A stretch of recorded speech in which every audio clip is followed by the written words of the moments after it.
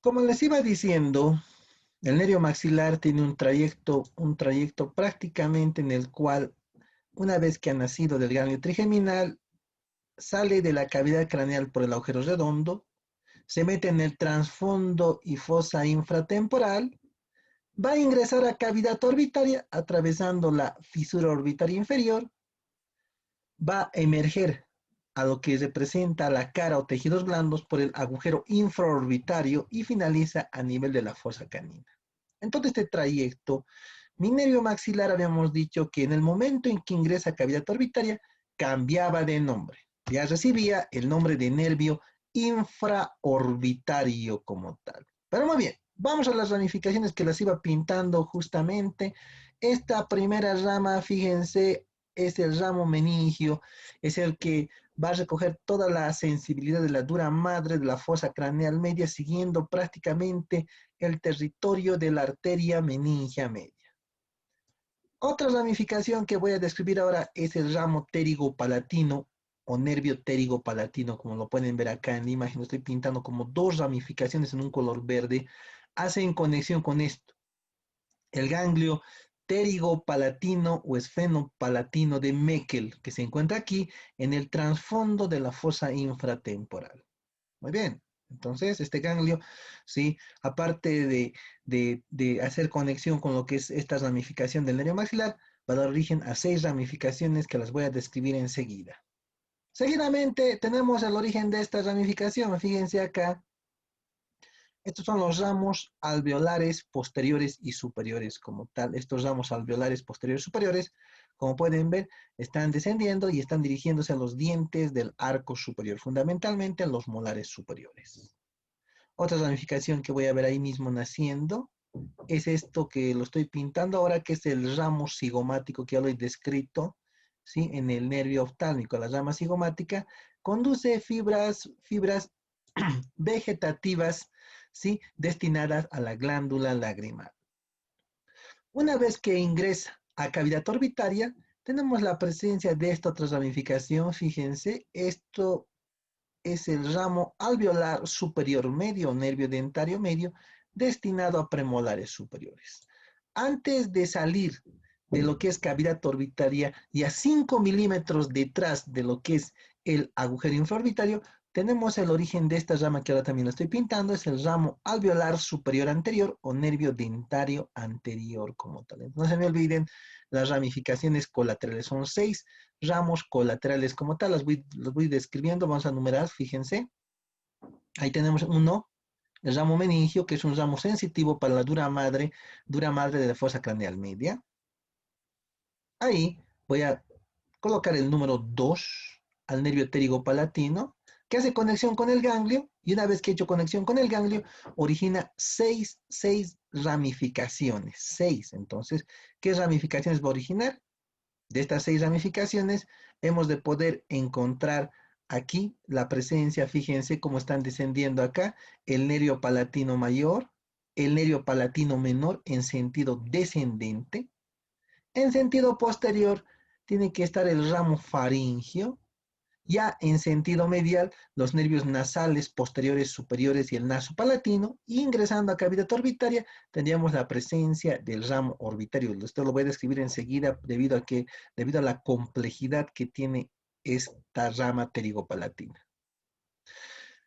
Me voy aquí arriba donde estoy con el punto rojo y le voy a colocar el número 3, ahí el número 3 a lo que es la rama cigomática o rama orbitaria antiguamente denominada del nervio maxilar. La rama cigomática, fíjense cómo va a ingresar a cavidad orbitaria por la fisura orbitaria y como pueden ver en el trayecto por la pared lateral se une con el nervio lagrimal. De esta unión no solo van a nacer ramas lagrimales, sino también van a ser a este nivel el ramo temporomalar o ramo temporocigomático. Ahora muy bien, desde la número 4 tenemos las ramas más importantes. Ahí, en el número 4, sí tengo el ramo alveolar superior posterior o nervio dentario posterior. Como pueden ver, esta ramificación que ha nacido antes de su ingreso a la cavidad orbitaria puede dividirse en múltiples ramas que las estoy pintando ahora. Estas múltiples ramas que estoy dibujando acá en la imagen, estas múltiples ramas van a ingresar al hueso maxilar y van a formar un plexo, el denominado plexo dentario superior. De este plexo dentario superior que se va a armar, van a nacer múltiples ramas para molares superiores, para la parte posterior del hueso maxilar y para esta cavidad inextensa que es el seno maxilar. Entonces, no se me olviden que este nervio dentario posterior o ramo alveolar superior posterior emerge antes de ingresar a cavidad orbitaria. Es el número 4. Me voy con el número 5. Una vez que mi nervio maxilar se ha convertido en nervio infraorbitario, ahí tengo el nacimiento del número 5 ahí. Este número 5 va a corresponder al nervio dentario medio o ramo alveolar superior medio. Nace en el piso orbitario. Va a atravesar prácticamente las paredes óseas y, como pueden ver en la imagen, está uniéndose a ramas del nervio dentario posterior. De su unión, ¿sí?, pueden hacer ramificaciones a molares y a premolares fundamentalmente. La literatura en la parte anatómica nos dice que da inervación a premolares fundamentalmente, aunque en la parte de cirugía van a ver que también inerva al primer molar superior, fundamentalmente la raíz mesial o mesiovestibular del primer molar superior. Sigo viendo acá mis ramificaciones y fíjense, como les iba diciendo, ya cuando mi nervio infraorbitario ya se encuentra ya a punto de emerger por el agujero infraorbitario, tenemos el nacimiento de este nervio que ahora lo voy a continuar pintando, fíjense. Ahí tengo el nervio dentario anterior o nervio alveolar superior anterior, cuyas ramificaciones están destinadas prácticamente a este nivel, a incisivos y caninos superior. Estas ramas, como pueden ver acá, todas se van a juntar así, como lo estoy haciendo en la imagen, y van a formar el denominado plexo dentario superior. Entonces, no se me olviden que el nervio dentario anterior, sí, está destinado a incisivos y a canino superior, pero en su trayecto emite una ramificación que va a ir justamente a la parte anterior del meato nasal inferior. Una vez que mi nervio ha finalizado a nivel del agujero infraorbitario, tenemos las ramificaciones finales o terminales, que las voy a pintar en color rojo. ¿Cuáles son las ramas terminales de mi nervio maxilar o nervio infraorbitario que ha cambiado de nombre a ese nivel? Estas ramas que pinto en rojo son ramos palpebrales para el párpado inferior, que son ramas netamente ascendentes en sus ramificaciones palpebrales, ramas mediales, como pueden ver ahí en la imagen, que están destinadas a la nariz, y ramas descendentes o ramas labiales para el labio superior. 3 categorías de ramas terminales emite el nervio maxilar o nervio infraorbitario, como ramas ascendentes palpebrales, mediales nasales y descendentes o labiales. Como pueden ver, el nervio maxilar prácticamente es el nervio sensitivo del hueso maxilar superior, dientes del arco superior como tal. Pero vamos a analizar, ahora voy a borrar todas estas ramas que he pintado y voy a analizar esa rama tan compleja que era el nervio pterigopalatino. Como pueden ver en la imagen, el nervio pterigopalatino ha hecho conexión con el ganglio y habíamos dicho que se distribuía en 6 ramificaciones. Del ganglio nacen las 6 ramificaciones de la siguiente manera, las voy a pintar ahora seguidamente, fíjense, en un color verde. Primeramente van a ser el ramo orbitario. El ramo orbitario que nace del ganglio, fíjense que no lo tengo aquí en la imagen, se dirige en sentido anterior, atraviesa la fisura y fíjense, se va hacia la pared lateral de la cavidad orbitaria. A ese nivel va a atravesar el agujero etmoidal posterior. Este ramo orbitario, a este nivel, sí que es una rama del pterigopalatino y del ganglio como tal, atraviesa la pared medial de la órbita e inerva lo mismo que va a inervar el nervio etmoidal posterior, es decir, a las celdillas etmoidales posteriores y a la mucosa del seno esfenoidal. Muy bien, ahí tengo ramo orbitario. Seguidamente, 2 ramos que se van a ir en sentido medial. Si yo me fijo bien mi ganglio, en la profundidad, lo que voy a pintar ahora en celeste, fíjense, ahí estoy pintando en celeste, es un orificio que se encuentra. Ese orificio que va a estar en la profundidad es el denominado agujero esfenopalatino. 2 ramas se van a ir a lo que representa el agujero esfenopalatino. El nervio nasal posterior superior y el nervio nasopalatino. Ramas que enseguida voy a explicar y denotar como tal. Muy bien. Una cuarta rama ahora, aparte de las 3 anteriores, se va en sentido posterior. esta de acá, fíjense, lo estoy pintando en verde claramente. Esta rama que estoy pintando ahora en un color verde es el nervio faríngeo. El nervio faríngeo se va en sentido posterior. En este trayecto en sentido posterior puede atravesar el conducto pterigoideo, el conducto pterigopalatino, el conducto vómero-vaginal lateral o dirigirse en sentido lateral a la pterigoides. El punto es que se va en sentido posterior y va a inervar en ese sentido lo que es el techo de la nasofaringe como tal y lo que es parte de la porción de la trompa de Eustaquio, la porción fibrocartilaginosa de la trompa. Dos ramas descendentes, el nervio palatino mayor y el palatino menor que puedo ver acá. Entonces no se me olviden, 6 ramificaciones como tal, sí que nacen en ese nivel. El 1, ahí lo vamos a pintar en un color negro, el ramo orbitario. El número 2 y el 3 que corresponden a lo que es el nasal póstero superior y el nasopalatino. El 4, el ramo faringio. El 5, el palatino mayor. El 6, el nervio palatino menor como tal. Voy a detallar, sí, algunas ramas que no las veo acá, las voy a detallar en la siguiente imagen. Lo borro y fíjense en la siguiente imagen, vamos a ver lo que es la cavidad nasal. Y aquí nuevamente puedo observar, fíjense en esta visión aquí tengo la pared lateral de la cavidad nasal, aquí tengo la pared medial y aquí mi ganglio, ese ganglio que justamente donde nacían las múltiples ramas. Entonces fíjense aquí, viendo ya la pared lateral de la cavidad nasal, voy a pintar primeramente en un color verde lo que representa el nervio nasal posterior superior. Como les iba diciendo, el nervio nasal posterior superior es esta rama, la que estoy dibujando en este momento, que está yendo dos cornetes. Muy bien, ahí está yendo claramente a lo que es el cornete nasal superior y el cornete nasal medio. Esta es la rama sensitiva del cornete nasal superior y el cornete nasal medio corresponde al nervio nasal posterior y superior. Seguimos viendo ramificaciones acá, ¿sí? De este ganglio van a ser una rama que se viene en sentido medial, que es el nervio nasopalatino. Y aquí como yo veo, fíjense el tabique, este nervio es el nervio nasopalatino, que lo puedo pintar en un color verde. ¿Vean ahí? Ahí está el nervio nasopalatino o nervio del tabique como tal. Está dando ramificaciones al tabique nasal en la imagen. Se dirige en sentido anterior y atraviesa el conducto incisivo. Y finalmente va a terminar inervando la parte anterior del paladar duro, como tal, es el nervio nasopalatino. Muy bien, entonces aquí podemos ver el nervio nasal posterior superior, el nasopalatino. Sigo viendo aquí ramificaciones, esta rama que les decía que se va en sentido posterior. Fíjense acá, ahí está el nervio faringio, que se va en sentido posterior, ¿sí? Y da inervación sensitiva al techo de lo que es la nasofaringe. En aquí puedo ver más ramificaciones. El nervio palatino mayor, que ahora lo voy a pintar, fíjense, está bajando, está descendiendo por su conducto palatino mayor. Y sé de que el nervio palatino mayor, como pueden ver, en la parte inferior va a terminar emergiendo aquí, en el paladar duro. En este trayecto emite una rama colateral que la voy a dibujar. Fíjense, es la rama sensitiva para el cornete nasal inferior. Es una rama del palatino mayor. En su trayecto, el nervio palatino mayor está acompañado del nervio palatino menor.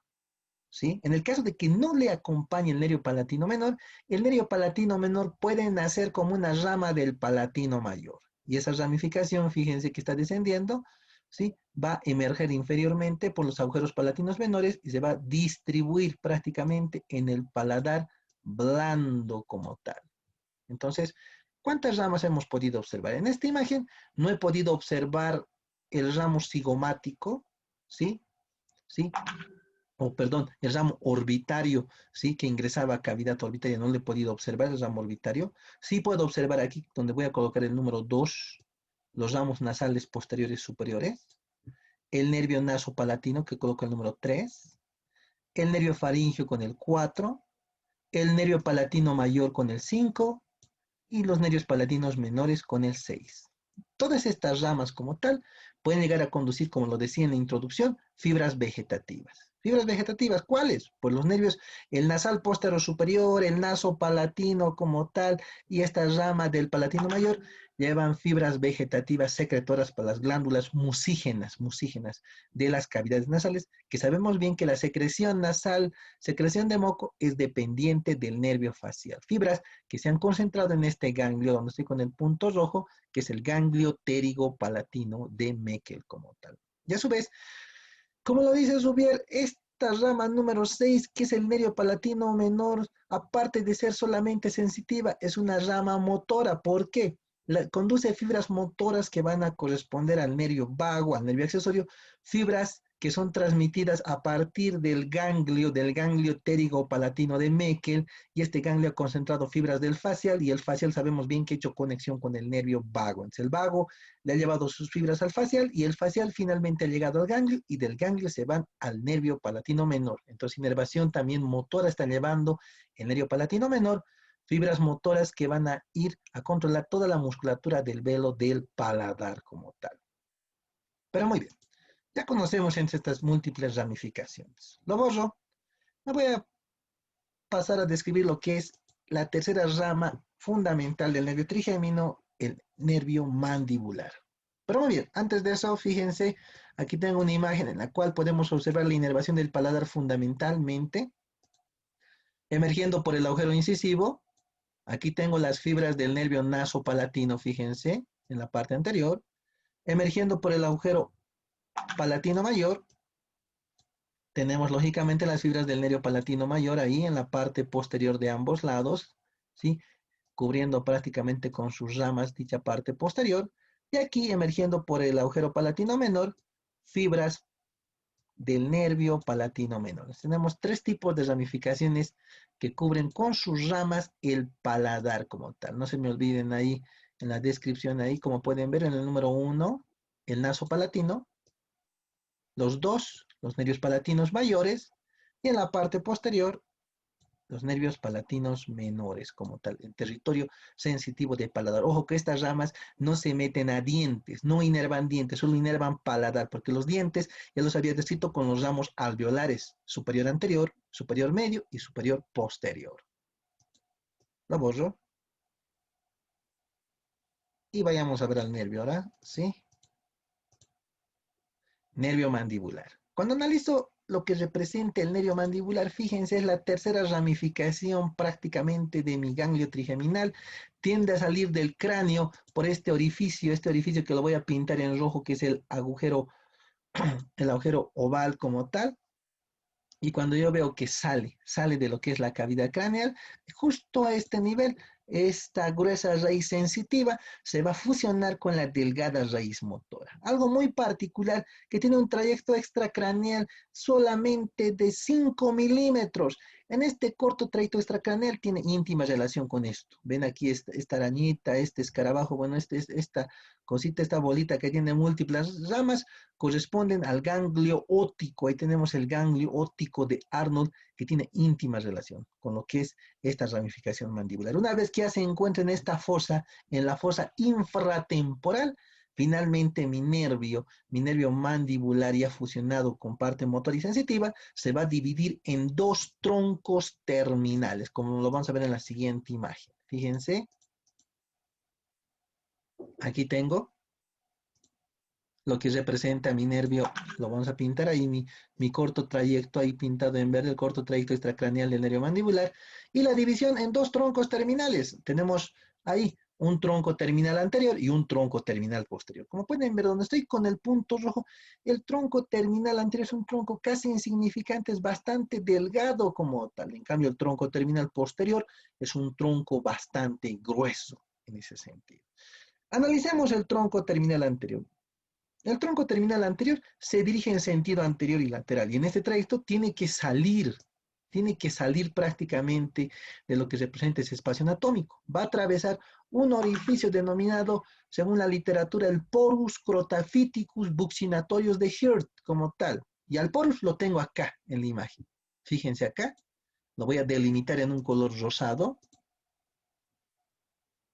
Ahí lo tengo, lo estoy pintando al porus scrotaphyticus. Este porus scrotaphyticus que lo he pintado en un color rosado está delimitado entre el ligamento innominado de Hirt que se encuentra por debajo y lo que es la base del cráneo a ese nivel. Cuando veo las ramificaciones del tronco terminal anterior, tenemos la presencia de tres nervios que los voy a pintar en un color verde, no, en un color rojo, que sea verde para que se diferencie. Fíjense, aquí está el nervio temporobucal. Ahí lo estamos pintando en la imagen.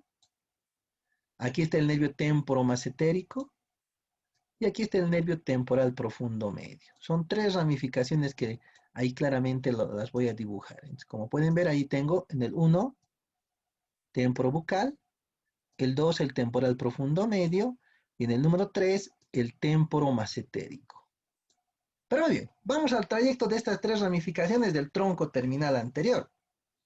Cuando yo analizo estas tres ramificaciones como tal, debo tomar en cuenta lo siguiente, que en el número 1, el nervio temporobucal, como pueden ver en la imagen, aquí se ha quitado la rama mandibular, está atravesando los dos fascículos del músculo pterigoideo lateral. Aquí tengo el fascículo superior, el fascículo inferior, y está metiéndose en medio. En ese trayecto, este es el número 1, el temporobucal, va a emitir ramificaciones para este músculo, y por ende es el nervio motor prácticamente del músculo pterigoideo lateral. Justo cuando se encuentra en la cara lateral del pterigoideo lateral, el nervio temporobucal se va a dividir ahora en sus dos ramas finales. Una rama que va a ascender, que la estoy dibujando ahora, que es el nervio temporal profundo anterior, que va a dar motricidad a las fibras anteriores del músculo temporal, y una rama descendente que es el nervio bucal, que la estoy dibujando ahora seguidamente. Esta rama bucal, como pueden ver en la imagen, está incidiendo en la cara lateral del músculo buccinador y también recogiendo la sensibilidad de lo que representa este músculo buccinador. Entonces ahí tenemos el número 1 con su subdivisión en dos ramas, nervio temporal profundo anterior y el nervio bucal largo como tal. Muy bien. El número 2. La rama número 2 es una rama inconstante que en los gráficos a veces las representa, a veces no. Este es el nervio temporal profundo medio, como pueden ver, se dirige en sentido lateral entre lo que representa el músculo pterigoideo lateral y la base del cráneo. A nivel de la cresta infratemporal se va a doblar en sentido superior y este termina inervando la parte media o fibras medias del músculo temporal. La número 3 corresponde al nervio temporomasentérico. El nervio temporomasentérico, como pueden ver la imagen, ¿sí? Se dirige ahí de manera muy similar entre lo que es el músculo pterigoideo lateral y la base del cráneo, y a nivel de la cresta infratemporal hace su subdivisión en dos ramas. La rama que voy a pintar ahora es el nervio temporal profundo posterior. Ahí la estoy dibujando. Y la otra rama, que ahora la voy a diferenciar en otro color, en un color anaranjado. Fíjense, esta otra rama que le estoy pintando en anaranjado, es el nervio masentérico. Ahí tenemos la presencia del nervio masentérico. El nervio masentérico tiende a salir de esta fosa infratemporal, atraviesa la escotadura mandibular o sigmoidea y finalmente va a incidir en la cara profunda del músculo macetero. Algo muy particular a esta tercera rama, ¿sí? Es que ya sea el tronco temporomasentérico o el nervio masentérico, va a dar ramificaciones motoras a la articulación temporomandibular. Entonces, no se me olviden que cuando hablamos del tronco terminal anterior, atraviesa un orificio. Este orificio es el porus scrotaphytico buccinatorius de Hirt, ¿sí? O lo que denominamos actualmente con el nombre de foramen pterigoalar como tal. Este foramen, como lo pueden ver de arriba, en ciertas ocasiones puede estar osificado. Osificación que se ve en hueso. Fíjense acá, ven aquí arriba el agujero oval, aquí está el foramen. Lo pinto en naranja, ahí está el porus scrotaphytico ya en parte ósea como tal. Y como pueden ver más abajo otro orificio que está formando, el foramen pterigoespinoso que también en esta imagen se ha osificado. Entonces puede haber cierto grado de osificación de dicho orificio.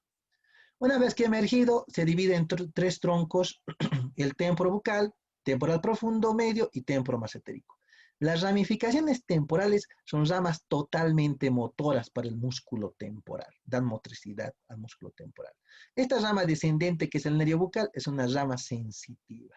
El nervio maseterino es una rama totalmente motora como tal. Entonces, Tomen en cuenta que el tronco terminal anterior es una rama bastante corta y delgada como tal. Pero muy bien, voy a borrar esta imagen y vamos a ir al tronco terminal posterior. Lo borro. Y vamos a describir el tronco terminal posterior. Para poder describir el tronco terminal posterior, debo tomar en cuenta lo siguiente, que tenemos múltiples ramificaciones como tal en el tronco terminal posterior. En esta imagen podemos ver que van a nacer 4 ramas del tronco terminal posterior. La primera rama corresponde a un tronco común. El tronco común de 3 nervios, del tensor del velo del paladar, tensor del tímpano y del pterigoideo medial, no lo puedo ver en esta imagen. La voy a ver, fíjense en la siguiente imagen. Acá está claramente, fíjense. Cuando yo veo acá, tengo la visión medial de lo que es la rama mandibular, la visión medial de aposterigoides, el corte de lo que es el hueso esfenoides con su seno, y aquí tengo mi ganglio. ¿Ven ahí el ganglio óptico de Arnold? Y aquí, de la cara medial de la rama mandibular, tengo las 3 ramas de un tronco común. Tronco común de los nervios, tensor del velo del paladar, tensor del tímpano y del pterigoideo medial, que voy a marcar ahora seguidamente. Fíjense acá, las voy a marcar. Aquí está el nervio del pterigoideo medial, lo pinto en verde, ahí está, yendo en esta visión medial a la cara medial del pterigoideo medial. Seguidamente, y siguiendo la flecha, este es el nervio del tensor del velo del paladar, ¿sí? Y en sentido posterior puedo ver aquí el nervio del músculo tensor del tímpano. Estas 3 ramificaciones, ojo que son ramificaciones motoras como tal, a lo que representa estas 3 estructuras musculares. Seguidamente, como ramas del tronco terminal posterior, vamos a describir al denominado nervio aurículo-temporal. El nervio aurículo-temporal, que lo puedo ver aquí en la imagen, lo voy a pintar en un color anaranjado. Fíjense acá.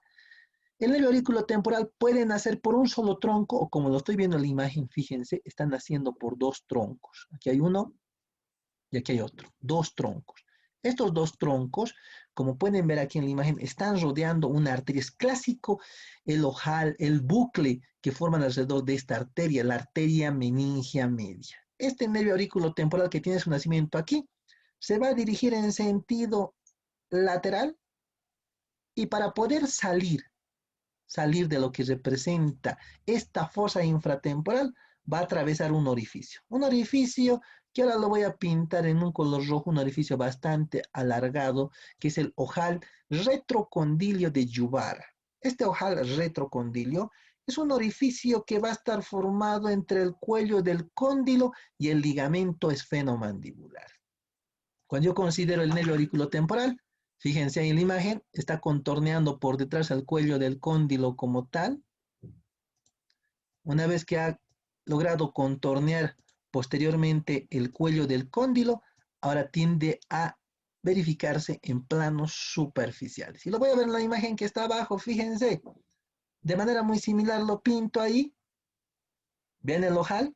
Ha formado el ojal. Ahí en la imagen mi nervio contornea posteriormente a la articulación temporomandibular y al cuello del cóndilo, y fíjense cómo va a salir ya a planos superficiales. En este trayecto, fíjense, de mi nervio auriculotemporal, va a terminar distribuyéndose en planos superficiales de la región temporal como tal. ¿Qué es lo que inerva? Va a dar inervación a los vasos meningios medios, la arteria y la vena meningia media. Va a dar inervación a los vasos maxilares internos, a los vasos temporales, porque prácticamente la inervación de vasos sanguíneos es dependiente en esta región del nervio auriculotemporal. Va a recoger la sensibilidad de la porción superior de la glándula parótida. Va a recoger la sensibilidad de la articulación temporomandibular como tal. A su vez va a recoger la sensibilidad de la parte anterior del pabellón auricular. Y, fundamentalmente por su ramificación final, recoge la sensibilidad de lo que es la piel de la región temporal. Este nervio auriculotemporal que acabo de describirlo, ¿sí?, va a llevar fibras vegetativas secretoras, que van a estar concentradas en este ganglio, en el ganglio óptico como tal. El ganglio óptico como tal ha concentrado fibras que corresponden al nervio glosofaringio, a su rama denominada el nervio petroso menor.